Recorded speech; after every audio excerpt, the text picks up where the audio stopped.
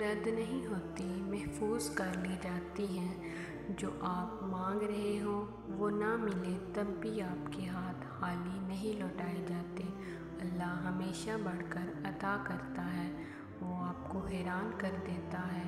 دعائیں مانگتے رہنا چاہیے، قبول ہو جائیں تب بھی، نہ قبول ہو تب بھی، کہ دعائیں بھی رد نہیں ہوتی، جواب ضرور آتا ہے۔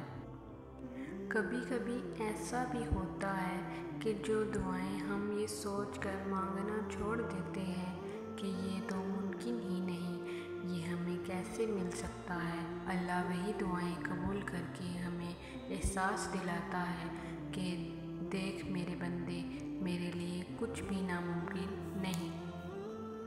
جن لوگوں کی تنہائیاں پاک ہوتی ہیں، ان کی دعائیں کبھی رد نہیں ہوتی۔ دوران دعا آنکھوں کا بھر آنا قبولیت کی سب سے بڑی دلیل ہے، کیونکہ وہ دعا صبر کی انتہا کو پہنچ کر مانگی جاتی ہے، اور صبر کی انتہا کے بعد معجزے ہو جایا کرتے ہیں۔ اللہ اپنے بندوں کو کبھی اکیلا نہیں چھوڑتا، وہ دعائیں بھی سنتا ہے اور خاموش دلوں کو بھی سنتا ہے۔ جو دعائیں قبولیت میں وقت لے رہی ہیں وہ تمہارے نصیب میں لکھی جا چکی ہیں۔ تمہاری زبان ایک ہی دعا بار بار دہرانے سے نہیں تھک رہی، یہ قبولیت کی نشانی نہیں تو اور کیا ہے؟ دل کو ایک امید کہ ہاں اللہ ضرور سنے گا، یہ قبولیت کی نشانی نہیں تو اور کیا ہے؟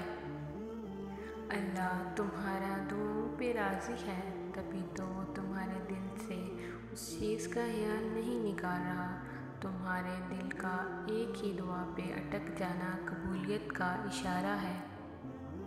کبھی سوچا ہے اگر اللہ کا دعا قبول نہ کرنی ہوتی تو وہ بلا وجہ تمہارے دل کو ایک ہی دعا پر کیوں روک دیتا؟ اگر قبول نہ ہونی ہوتی تو اللہ تمہارا دل بدل بھی تو سکتا تھا۔